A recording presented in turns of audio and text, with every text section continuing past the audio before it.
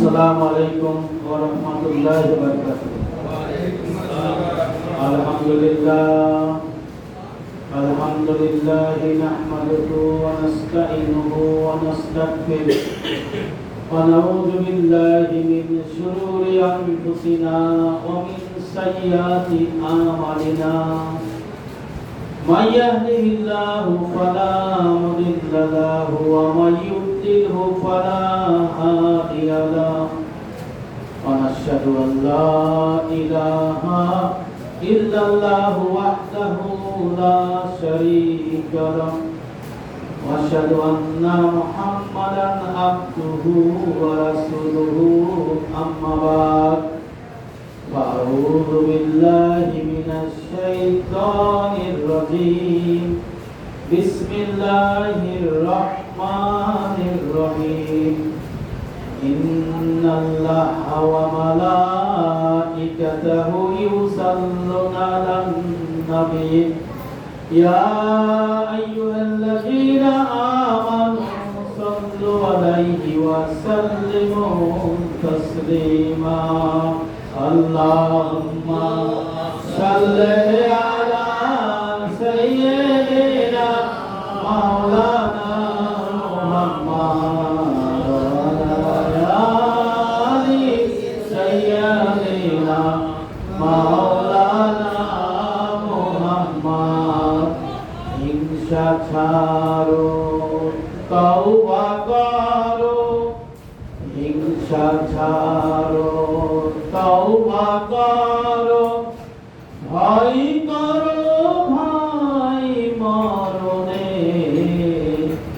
এক সেকেন্ডের নাই ভরসা যেতে হবে কবরে আল্লাহুম্মা সাল্লি আলা সাইয়্যিদিনা মাওলানা মুহাম্মদ ওয়া আলা আলি সাইয়্যিদিনা মাওলানা মুহাম্মদ।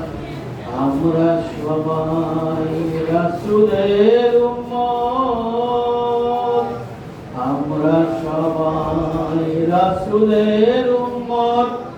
ওহে আল্লাহ রব্বানা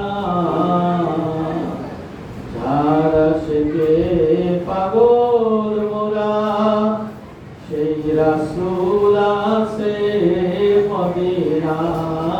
আল্লাহুম্মা সাল্লি আলা সাইয়্যিদিনা মাওলানা মুহাম্মদ ওয়া আলা আলি সাইয়্যিদিনা মাওলানা মুহাম্মদ।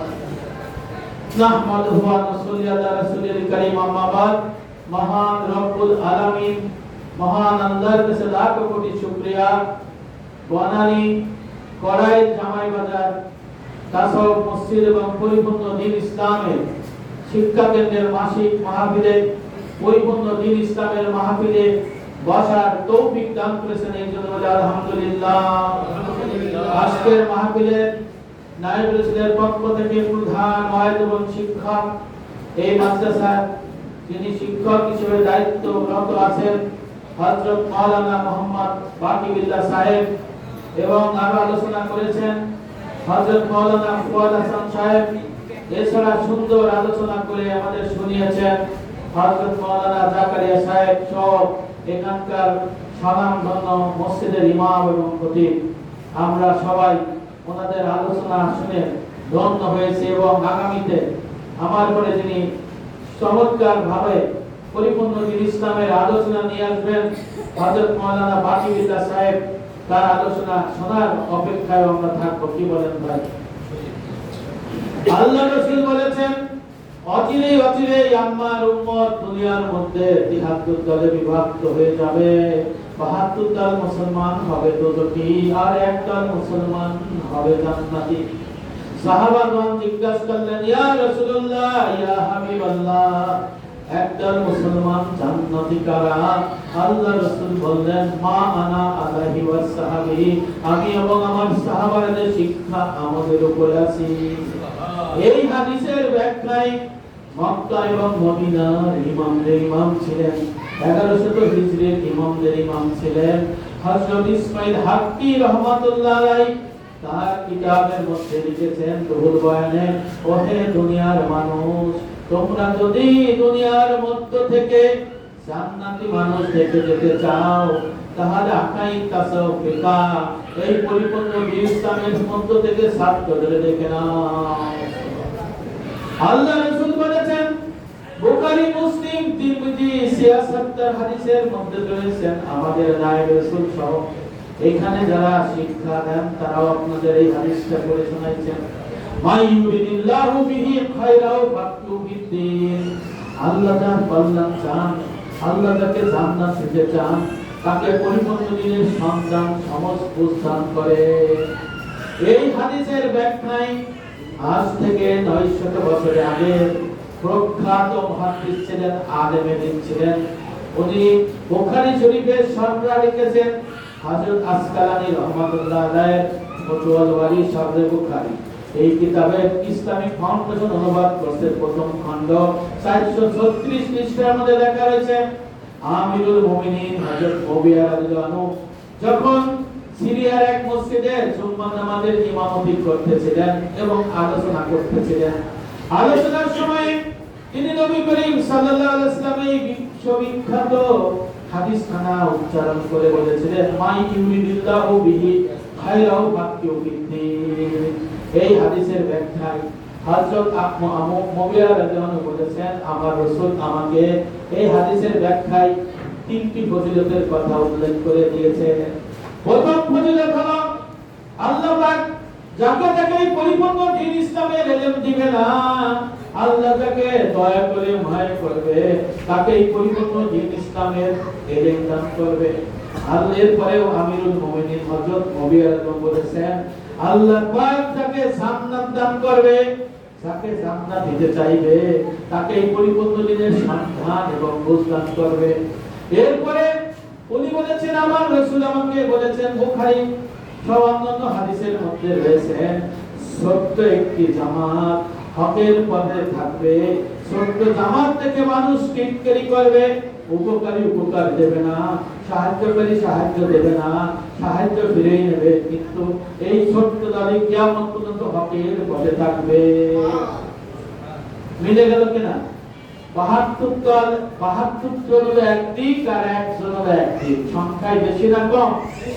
তাহলে আমরা যদি মনে করি সংখ্যায় যেদিকে বেশি তারা হলো সহি দল, তারা হলো জান্নাতি দল, হকের পথে আছে, তাহলে নবী করিম সাল্লাল্লাহু আলাইহি ওয়াসাল্লামের সাথে মিলল কথায়? মিলল না।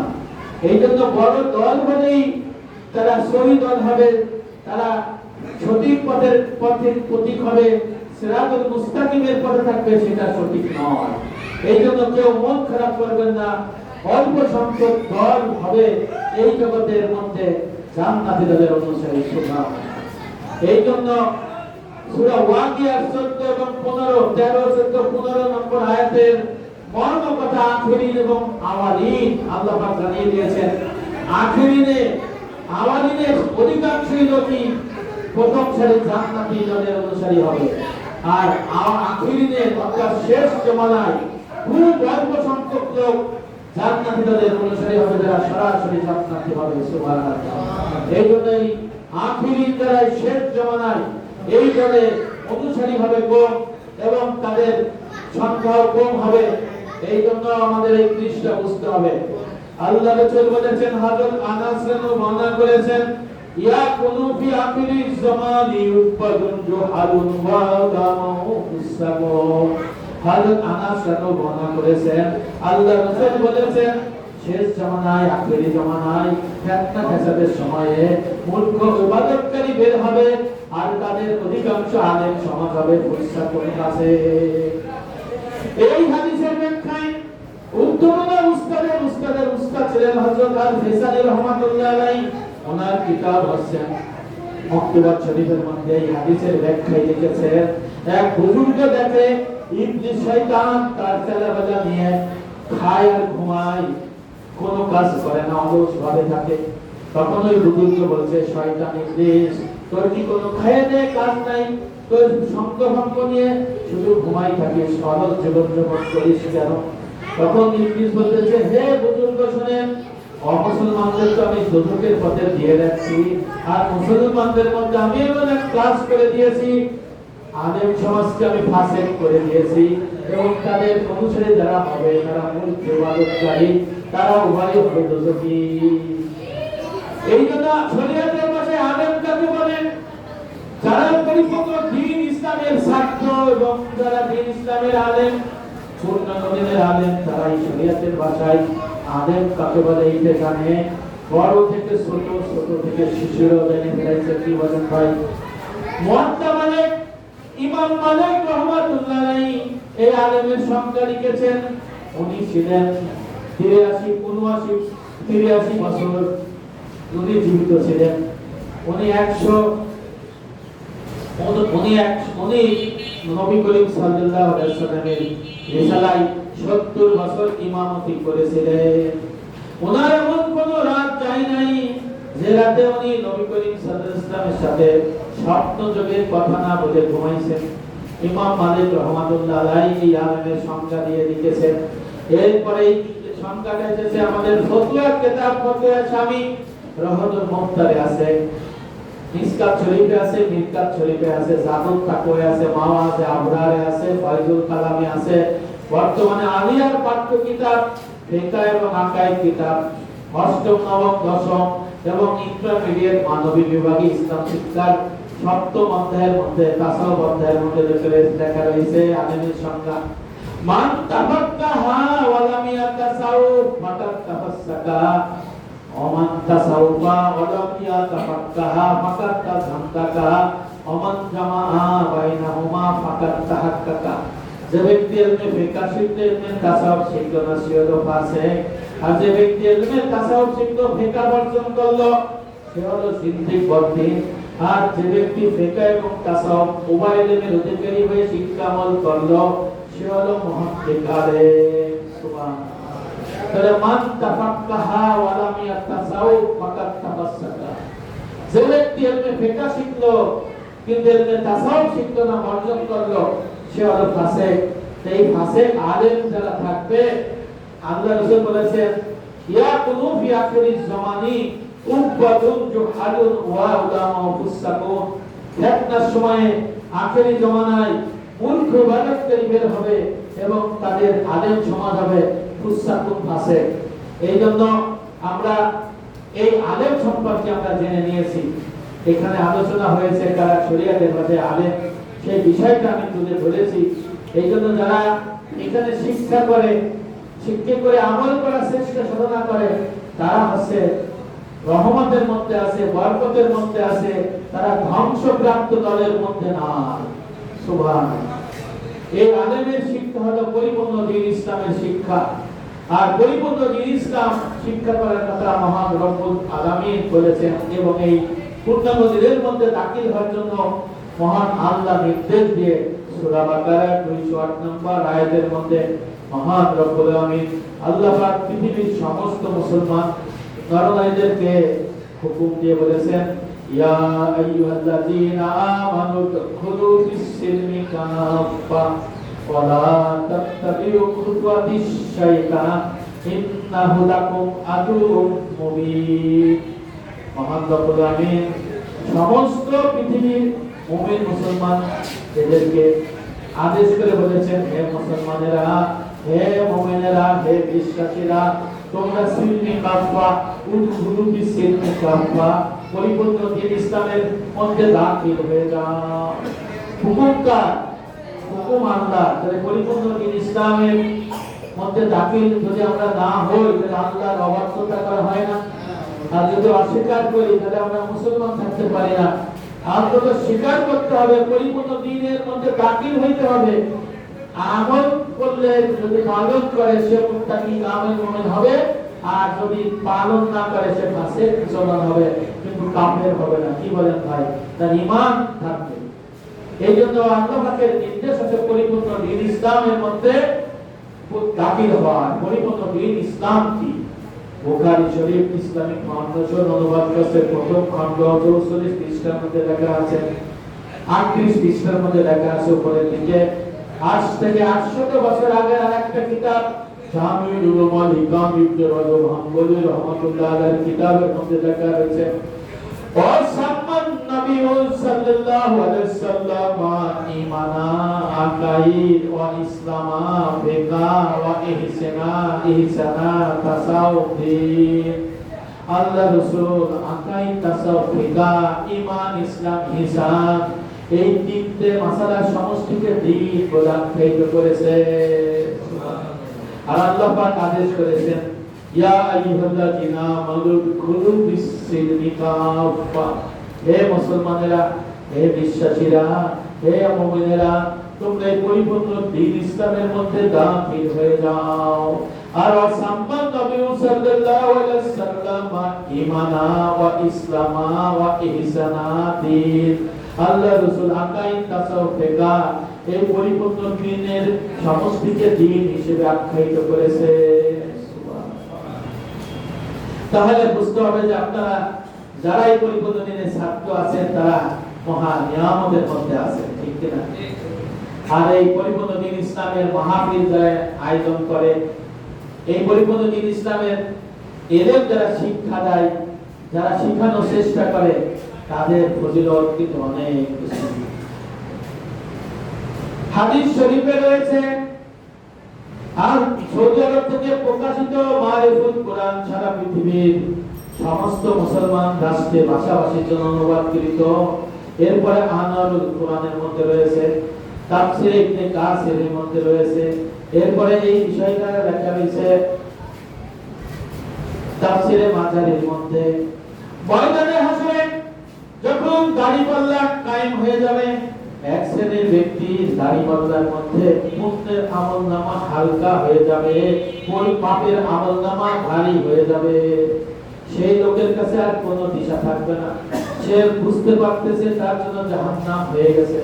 সে আর এমন ডিপ্রেশনের মধ্যে পড়বে, তার আর কোনো কুল কিনারা থাকবে না, তার আমলনামার হিসাব নিতে আসছে রাস্তা বন্ধ হয়ে গেছে।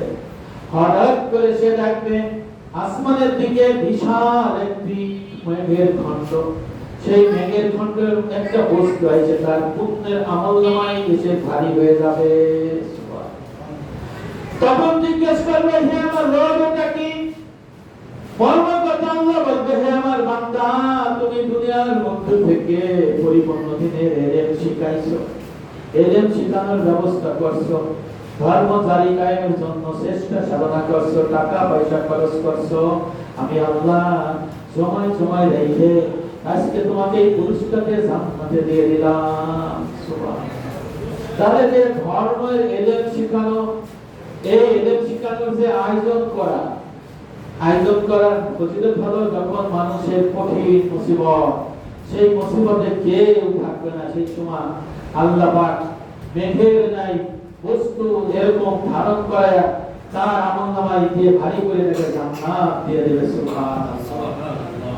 তাহলে আমরা এই জায়গায় গাফিলতি করি, ধর্মের এলেম শিক্ষার মাহফিল করার ক্ষেত্রে গাফিলতি করি। আমরা এলেম শিক্ষার মাহফিলে আসতে চাই না, আমরা এলেম শিক্ষার মাহফিলে শুধু টাকা পয়সা খরচ করতে চাই না। ভাই ঠিক কিনা? এটা বাধা দেয় কে? এটা ইবলিস শয়তান বাধা দেয়, মানব শয়তান বাধা দেয়, ঠিক কিনা?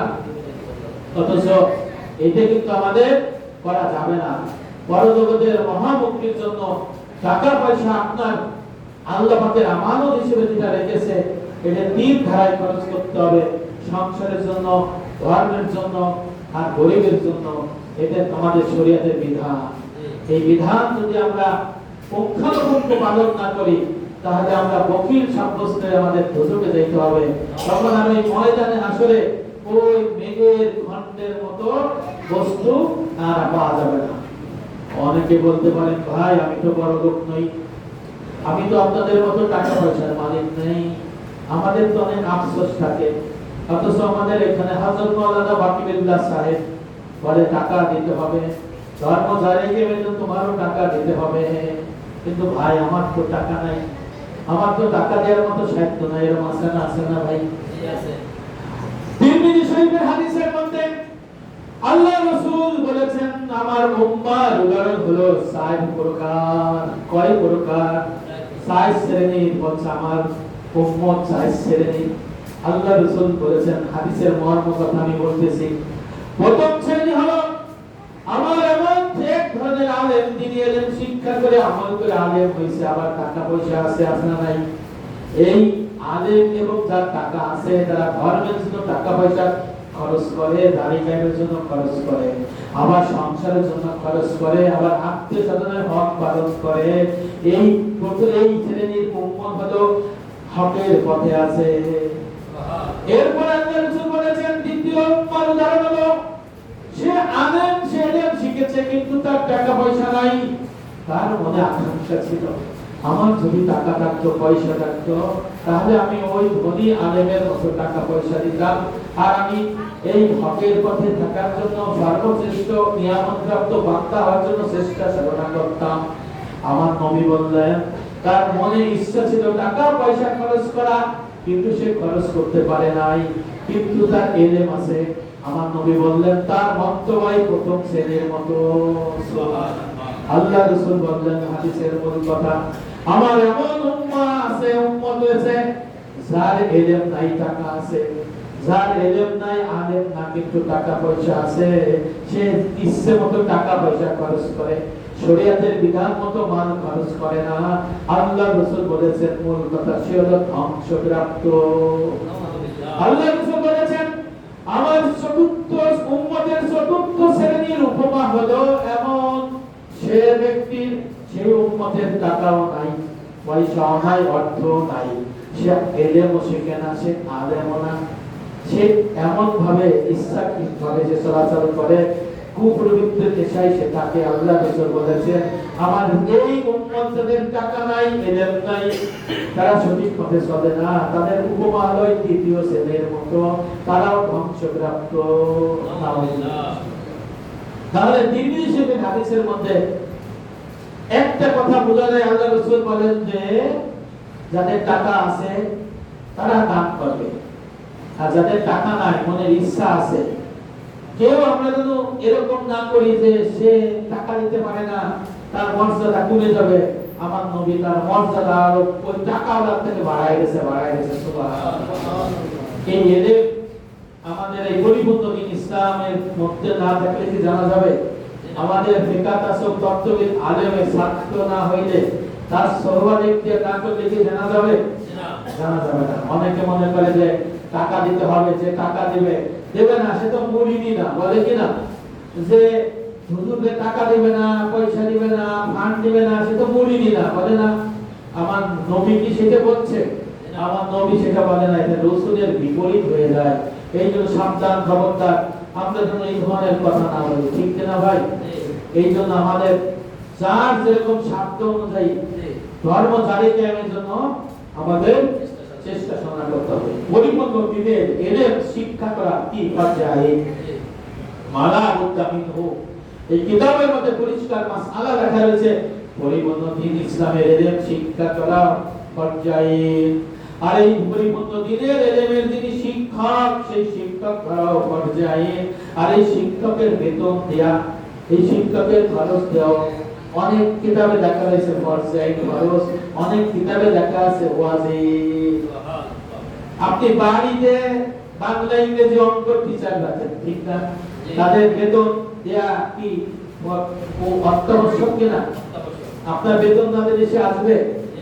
আর দিনের ইলম যিনি শিখাবেন তাকেও আপনার বেতন দিতে হবে।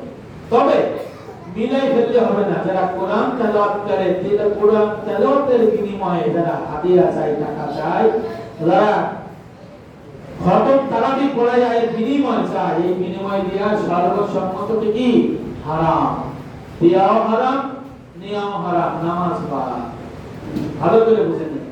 অনেকে বলতে পারে যে কোরআন শিক্ষা দিয়ে বেতন দিতে পারে, আর আমি কোরআন তেলাওয়াতের বিনিময়ে নিতে পারি। এই জায়গা কিয়ামত পর্যন্ত মাসলা হয়ে গেছে যে কোরআন খতম করে কোরআনের বিনিময়ে, তারপরে খতম তারাবির বিনিময়ে হাদিয়া, তোফা সব কিছু নেওয়া হারাম। হযরত মাকিল রাদিয়াল্লাহু বর্ণনা করেছেন ইবনে সাইবা এই হাদিসে যে এই হাদিসে রয়েছে হযরত মাকিল রাদিয়াল্লাহু উনি রমজান মাসে তারাবি নামাজ পড়াইলেন, কোরআন খতম পড়াইয়া চলে আইলেন। এরপরে যায়েদ হযরত যায়েদ রাহমাতুল্লাহ আলাইহি তামি উনাকে 500 দিরহাম আর 2 জোড়া জুব্বা দিয়ে ঈদের দিন সকালে পাঠিয়ে দেন। হাদিস শরীফে লেখা রয়েছে সাহাবী হযরত মাকিল রাদিয়াল্লাহু এই বলে ফেরত পাঠিয়ে দিলেন 500 দিরহাম আর জুব্বা, যে আমি কোরআন খতম দিয়ে তেলাওয়াত করে আমি তারাবি পড়াইছি, এর বিনিময়ে আমি হাদিয়া তোফা গ্রহণ করি না। ইসলাম উনি ফেরত পাঠিয়ে দিলেন, সহিহ হাদিস। কিন্তু খতম তারাবি পড়ায়া ইমামের ইমামতির বেতন নেয়া জায়েজ। আবার যদি ইমাম যদি আগে থেকে থাকে, তিনি হাফেজ, উনি নামাজ পড়াবেন, আপনি মসজিদ কমিটি থেকে 1 লাখ 1.5 লাখ 2 লাখ দিয়ে দেন, সমস্যা নাই। এই জন্য এই জিনিসটা তাল বেতাল করা যাবে না।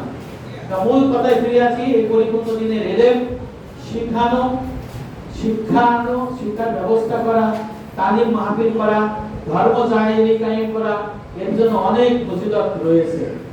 এবং এই পরিপূর্ণ দিনের এলেম এমন একটা বিষয়, যদি আপনি শিক্ষারত অবস্থায় থাকেন তাহলে আপনি শহীদে মারতবা পাবেন। সুবহানাল্লাহ।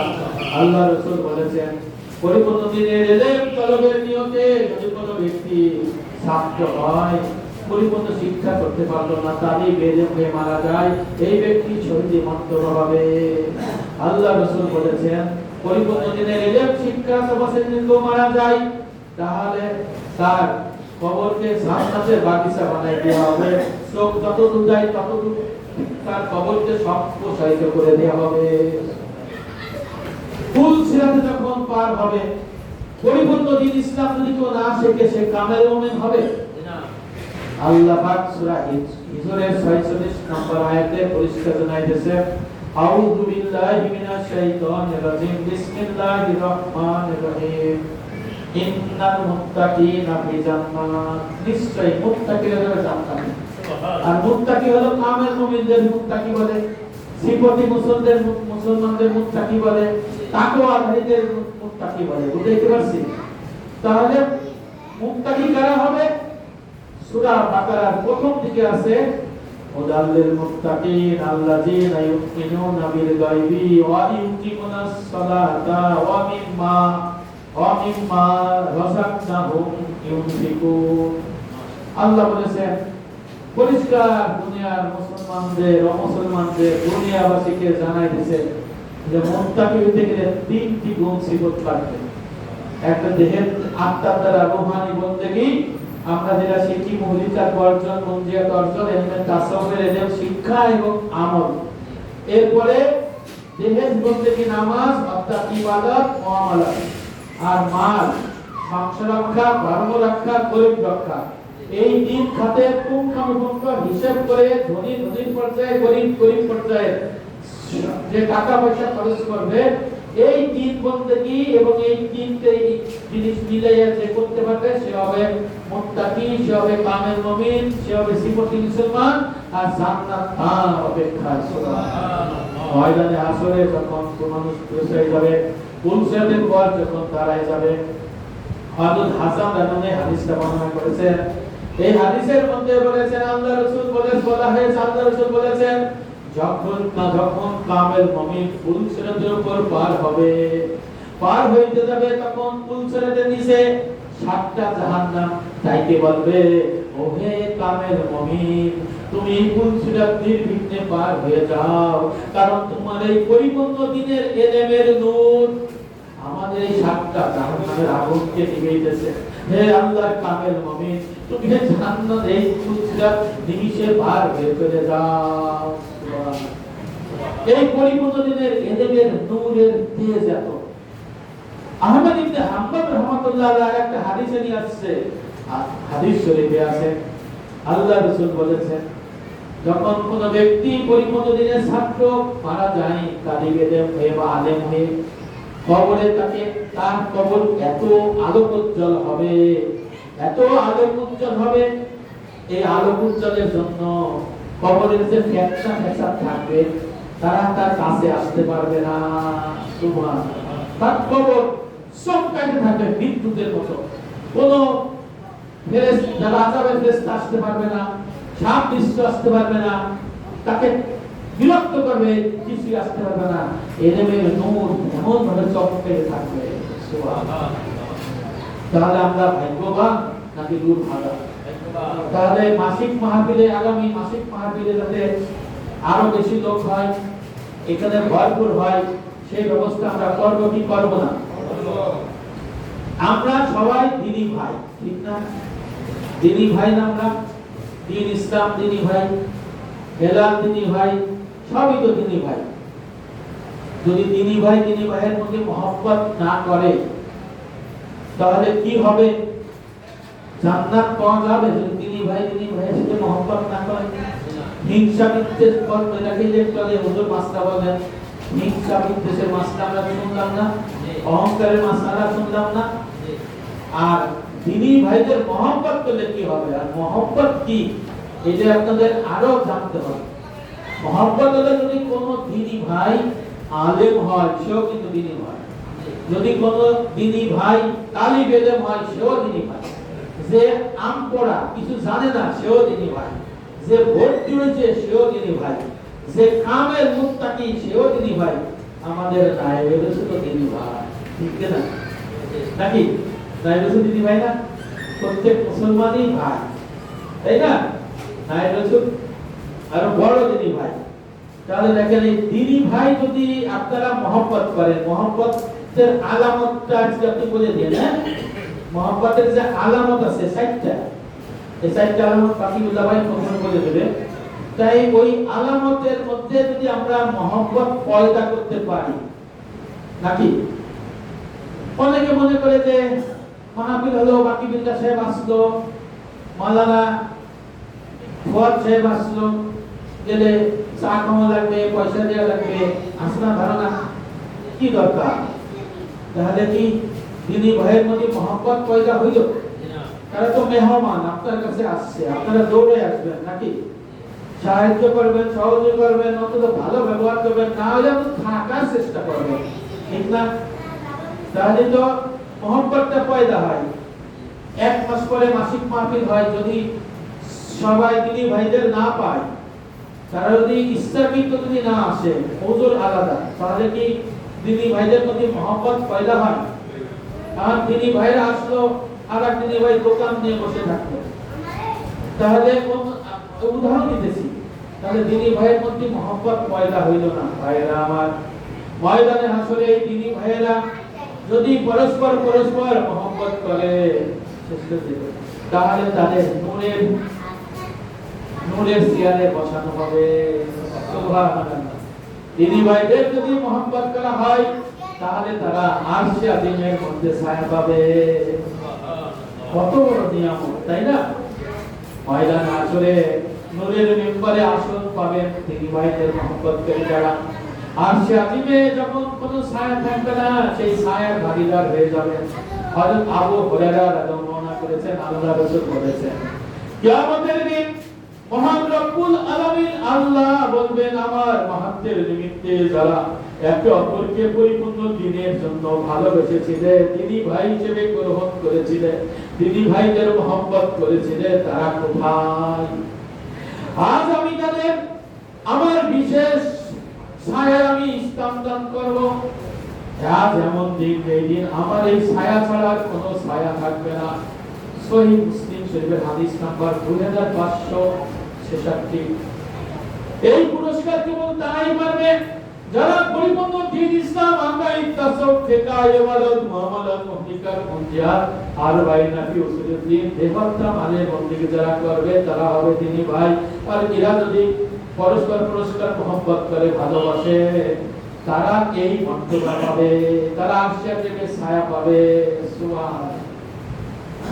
নবী করিম সাল্লাল্লাহু আলাইহি ওয়াসাল্লামের আপন চাচাতো ভাই রাসূল মুফাসসিরিন হযরত আব্দুল্লাহ ইবনে আব্বাস রাদিয়াল্লাহু থেকে বর্ণিত, আল্লাহ রাসূল বলেছেন, কিয়ামতের দিন আল্লাহ তাআলার কাছে আরশের ডান পাশে উপবিষ্ট কিছু মিম্বার থাকবে, এই মিম্বারের উপরে কিছু লোক উপবিষ্ট থাকবে। এই মিম্বার হবে নূরের তৈরি, আর যারা উপবিষ্ট হবে তাদের মাথায়ও থাকবে নূরের টুপি, তাদের চেহারা এবং মুখমণ্ডল, তাদের চেহারা এবং মুখমণ্ডল নূরের উজ্জ্বলে চমকাইতে থাকবে। তারা নবীও হবে না, আল্লাহ রাসূল বলেছেন, তারা নবীও হবে না, রাসূলও হবে না, শহীদও হবে না, সিদ্দিকও হবে না। সাহাবারা আরজ করলেন, ইয়া রাসূলুল্লাহ, ইয়া হাবিবাল্লাহ, এই শ্রেণীর ব্যক্তি কারা? আমার নবী বললেন, তারা আল্লাহর ওয়াস্তে পরিপূর্ণ দ্বীন ইসলামের জন্য পরস্পরের মহব্বতকারী। এই কথাটি আল্লাহ রাসূল তিনবার করে বলেছে। সুবহানাল্লাহ। নবী করিম সাল্লাল্লাহু আলাইহি ওয়াসাল্লাম বলেছেন আরেকটা হাদিসে, ময়দানে হাশরে আরশের চারিপাশে কতগুলো নূরের মেম্বার থাকবে, সেগুলোর উপর একদল লোক অবস্থান করবে, যাদের পোশাকে নূর থাকবে, চেহারার মধ্যে নূর থাকবে, তারা নবীও না, সিদ্দিকও না। তাদের প্রতি ঈর্ষা করবে নবীগণ, শহীদগণ। তারা ঈর্ষা করবে নবীগণ, শহীদগণ। আল্লাহ রাসূল বলেছেন, সাহাবারা বললেন, হে আল্লাহ রাসূল, আমাদের জন্য তাদের একটি বর্ণনা পেশ করেন, তারা কেমন হবে, কারা হবে? তখন আল্লাহ রাসূল বললেন, তারা হলেন আল্লাহ তাআলার উদ্দেশ্যে পরিপূর্ণ দ্বীন ইসলাম শিক্ষা আমল জারি কায়েমের জন্য একে অপরের প্রতি মহব্বতকারী, পরস্পর আল্লাহ তাআলার উদ্দেশ্যে বন্ধু স্থাপনকারী এবং আল্লাহ তাআলার উদ্দেশ্যে একে অপরের সাথে সাক্ষাৎকারী। সুবহানাল্লাহ। নাসাই আসনার কুবরা এই হাদিস শরীফে এটা রয়েছে। তাহলে কি বোঝা গেল? দেখছেন, মহব্বত করতে হবে, দেখা করতে হবে, সাক্ষাৎ করতে হবে, নাকি? তাহলে কি পাওয়া যাবে? নূরের আসন পাওয়া যাবে, আপনার মাথায় নূরের টুপি পরাই দেওয়া হবে। নবী রাসূল হিসেবে একটু আগে থেকে যে এই এরা কারা, এরা তো নবীও না, রাসূলও না। এক কিতাবে লেখা রয়েছে, কোন নবী রাসূল সাহস করবে না, হযরত দাউদ আলাইহিস সালাম বলবে, ইয়া আমার রব, এরা কারা? এটা নবীও না, রাসূল না, এদের আপনি আগেই আসছে নূরের মেম্বারে বসায় রাখছেন, এদেরকে নূরের টুপি দিয়ে বসায় রাখছেন, এরা কারা? আমার আল্লাহ বলবে, হে দাউদ, এরা হলো আমার শেষ নবী মুহাম্মদ সাল্লাল্লাহু আলাইহি ওয়াসাল্লামের সেই উম্মত, যারা তাদেরকে আমি দ্বীন ইসলাম দিয়েছিলাম, সেই দ্বীনের জন্য তারা পরস্পরকে মহব্বত করছিল, তাদের সাথে দেখা সাক্ষাৎ করছিল, তাদের খোঁজ খবর নিছিল, তাদের সব কাজে তারা শরীক ছিল এবং দ্বীন কায়েম করছিল। আমি গ্যারান্টি দিয়েছিলাম, বুখারী শরীফ হাদিসের মধ্যে আল্লাহ রাসূল চালু হয়ে গেল এই হাদিসের মধ্যে, যে তাদেরকে ওখানে এই মর্যাদা দেওয়া হবে। সুবহানাল্লাহ।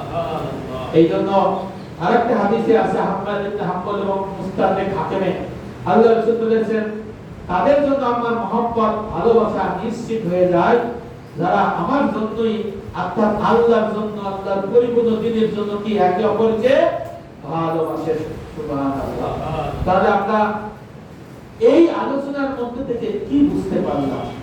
যে ভাই, পরিপূর্ণ দ্বীনের মধ্যে থেকে যদি পরস্পর দ্বীনি ভাইদের সাথে সাক্ষাৎ করা হয়, মহব্বত করা হয়, ভালোবাসা হয়, তাহলে কি বিপদে যাবে ভাই? দ্বীন ইসলাম যাবে ভাই? কি মানানো স্যার? আল্লাহ রাসূল যেটা বলেছেন সেটা আমাদের শুনতে হবে না? তাহলে এই যে এখানে এসে আপনাদের উস্তাদরা এসে বসে থাকে, ডাকাডাকি করে, আপনারা আগেই আসেন, তাহলে যারা পরিপূর্ণ দ্বীনের ছাত্র, ডিস্টেন্ট যারা, তাদেরকে যতই কাজ থাকুক, সপ্তাহে না হলে 15 দিন, না হলে মাসে একদিন আপনার আসতেই হবে, নাকি ভাই?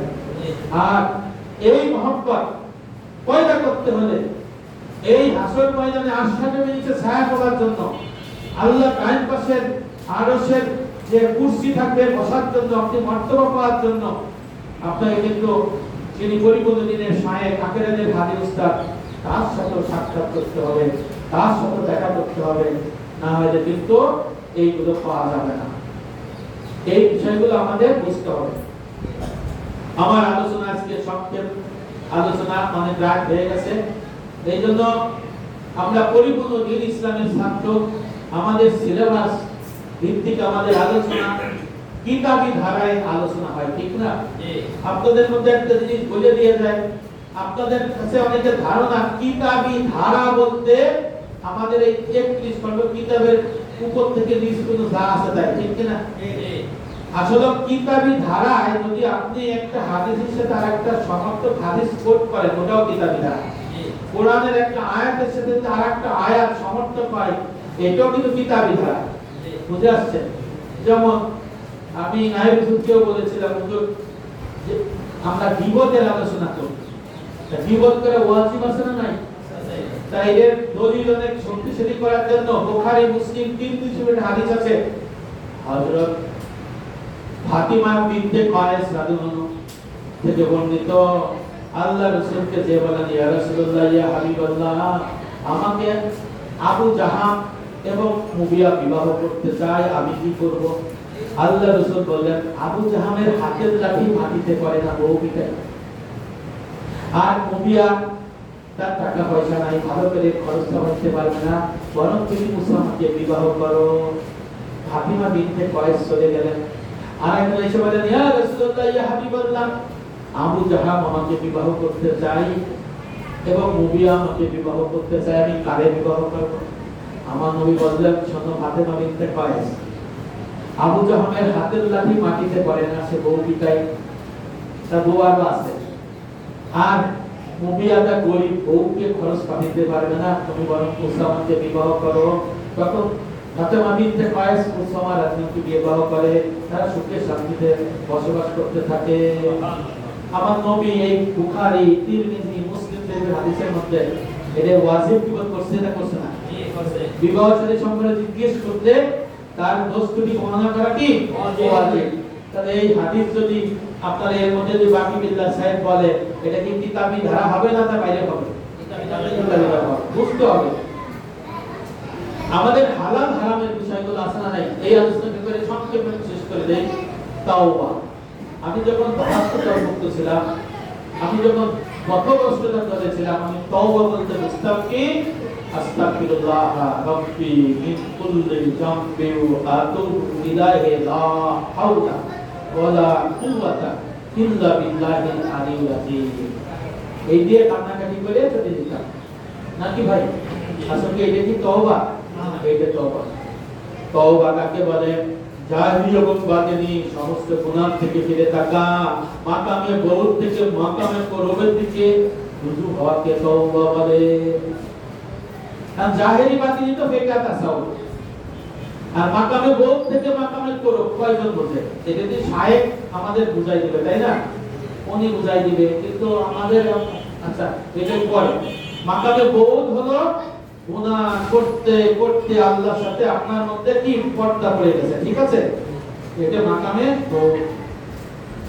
যখন আপনি কিতাবী ধারায় তাওবা নসুহা করবেন, তখন আস্তে আস্তে আল্লাহর সাথে বান্দার যে পর্দা পড়ছিল, পর্দা পর্দা পর্দা করতে থাকে। সুবহানাল্লাহ। তাহলে সে মাকামে করবের দিকে রুজু হবে। এটাকে বলা হয় তওবা। তওবা যদি করতে হয় কয়টা গুনাহ আমাদের চিনতে হবে? তিনটে গুনাহ। শিরক গুনাহ, তওবা করে সেদিন তো আর যাওয়া যাবে না, নামও নেওয়া যাবে না। তাদের অনন্তকাল জাহান্নাম, বেঈমান মরে যেতে হবে।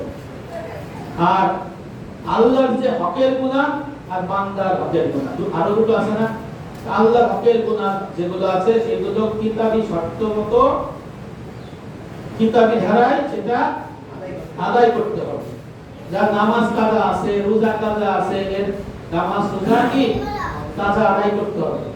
নামাজ রোজা কাজা রেখে নফল নামাজ পড়লে হবে? হবে না।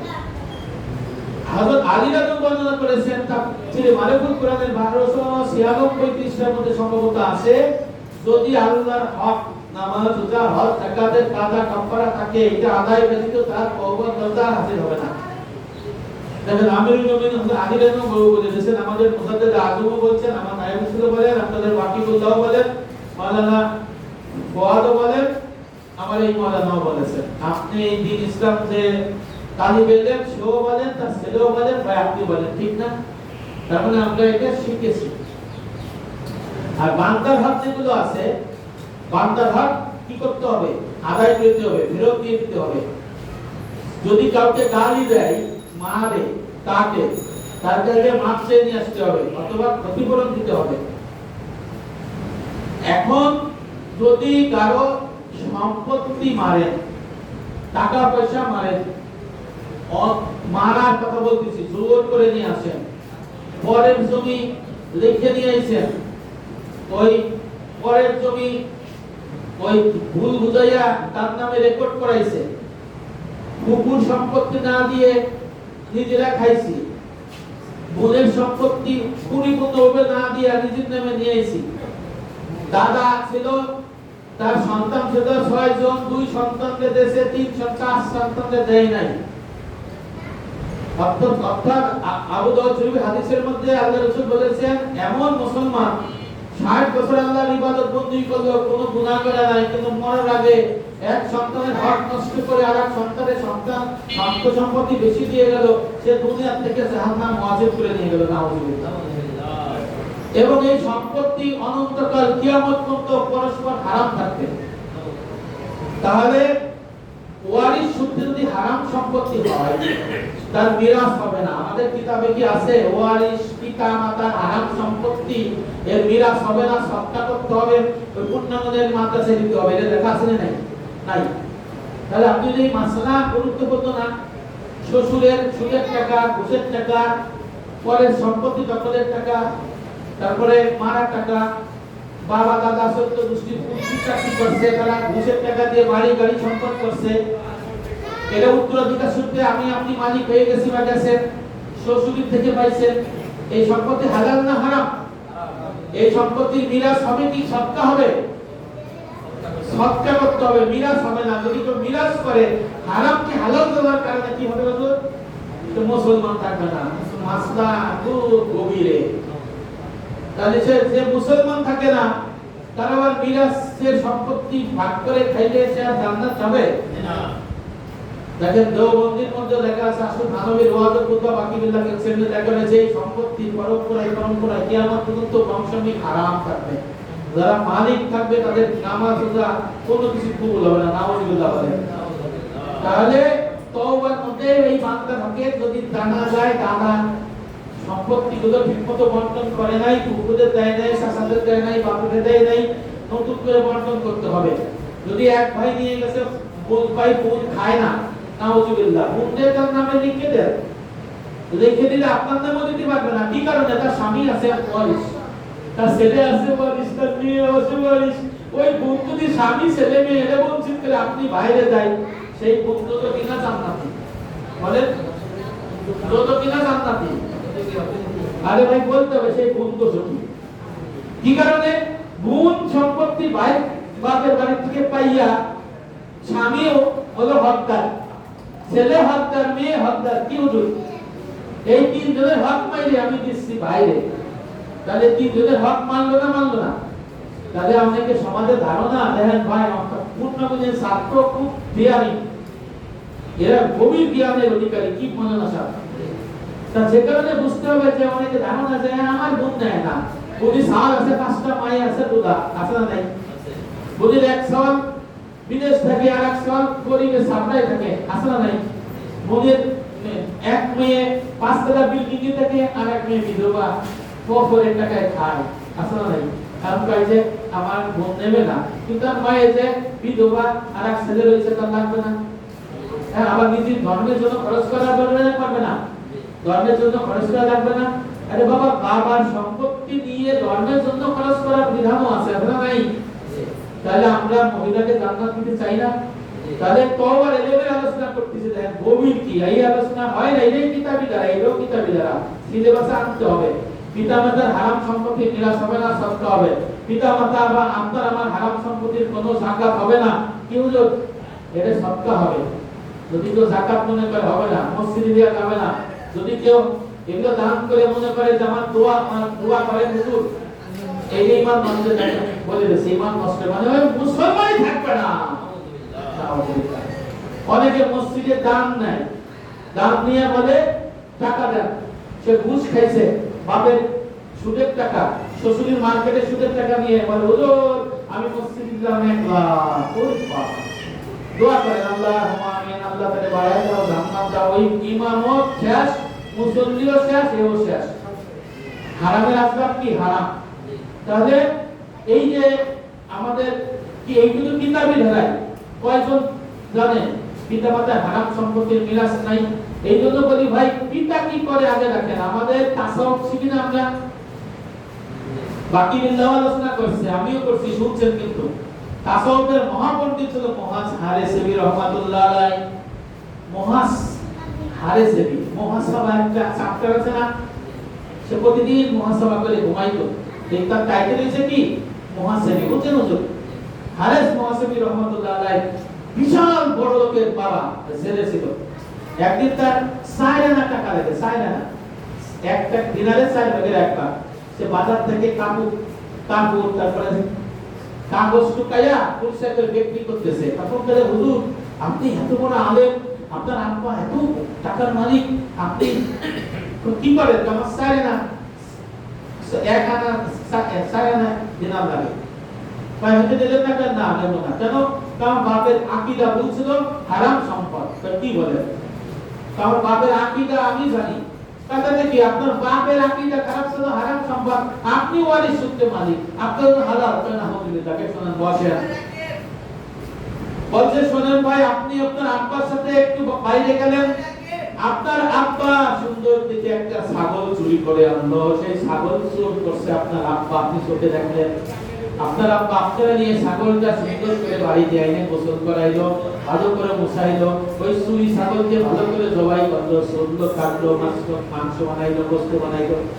আপনারা ওই সুরা ছাগলকে সুন্দর করে রান্না করে আপনারা ভুনা করে দিয়ে বলে, বাবা এই ছাগলের গোশত খাও, তুমি খাবা কি? না না, খাবো না। খাবা না কেন?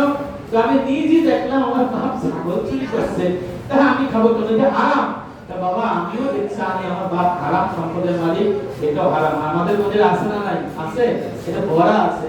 তাহলে যত আমরা তাসাউফের ছাত্র হই, বাপের হারাম সম্পদের মালিক হইলে আমার তাসাউফের লাভ হবে। এই জন্য অবৈধ লোকগুলো আছে, এই যে মাসেরা আমরা যে উনি আলোচনা করে যে আমাদের আত্মা শরীরের মধ্যে একটা মাংসপিণ্ড আছে, আছে না নাই? ওই হাদিসটা বুঝে বলে, আজকে বলবো তো। তা ওইটা নষ্ট হয়ে গেলে পুরো শরীর নষ্ট। আগে তো বলে না, হালাল সুস্পষ্ট, হারাম সুস্পষ্ট, হাদিসের শেষ একটু করে এটা। এখানে সন্ত জিনিস গ্রহণ করাও হারাম, এটা বলা হয়েছে। যাই হোক, তাহলে আমরা তওবার মধ্যে এই যে বিষয়গুলো আছে, এগুলো কিন্তু আমরা জানি না। বাচ্চারা তোমরা পরিস্থিতি হবে, যারা পাবে তাদের দেব, না দিলে তাদের ওয়ারিস দেব, ওয়ারিসটা দিলে আল্লাহ রাস্তায় ব্যয় করে দেব, সুদের টাকা বাদে। সুদের টাকা হলো জনকল্যাণমূলক কাজ করে দেব, আর ঘুষের টাকা, খারাপ টাকা, বাপের টাকা, নানার টাকা, দাদার টাকা, হারাম টাকা, নিজের টাকা আল্লাহর খরচ কাজে ব্যয় করে দেব। ঠিক আছে? এরপরে আপনার সমস্ত গুনাহ থেকে ফিরে থাকতে হবে। এরপরে আপনার এইগুলো করার পরে আপনার খাওফে ইলাহি, তওবা আসবাব, এই আলোচনা অনেক। আল্লাহর আযাব গজবের ভাই আমরা আলোচনা করি না, অনেক সময় হয়ে যায়। এরপরে আলামত কি? পরিপূর্ণদের ইলম, শিক্ষা, আমল করা কয়জন পারে? আমার মধ্যে তওবা হাসিল হইছে কিনা, আকাইদ, তাসawuf, ফিকহ, ইবাদত, মুআমালাত, মুনাফিকাত, পুজো পুরাটা শিক্ষা আমল করা। দেহ আত্মা মালের বন্দী করে, বন্দেগী কয়বার? 3 বার। মালের বন্দী কয়বার? 3 বার। সংসার রাখা, ধর্ম রাখা, গরিব রাখা, এগুলা। তারপরে সংক্ষেপে যে আলামত, চিকিৎসা কি? মৃত্যু, কবর, হাসর, জাহান্নাম, এই চিন্তা গবেষণা করা, আর পীরে কামেলের সোহবত ইখতিয়ার করা। সেখানে গেলে আল্লাহর লোকের উপস্থিত হয়, যে আল্লাহর লোকের উপস্থিত হয়েছে না, এখানে আল্লাহর আলোচনা করা হয়েছে না। আর যেখানে আল্লাহর আলোচনা হয় সেখানে আল্লাহর রহমত বর্ষণ হয়, আর রহমত বর্ষণে তওবার উপর ইস্তেকামত থাকা সম্ভব হয়। আল্লাহ পাক আমাদের সবাইকে বোঝার তৌফিক দান করুন। ওয়া মা তৌফিক ইল্লা বিল্লাহ। আসসালামু আলাইকুম ওয়া রাহমাতুল্লাহি ওয়া বারাকাতুহু।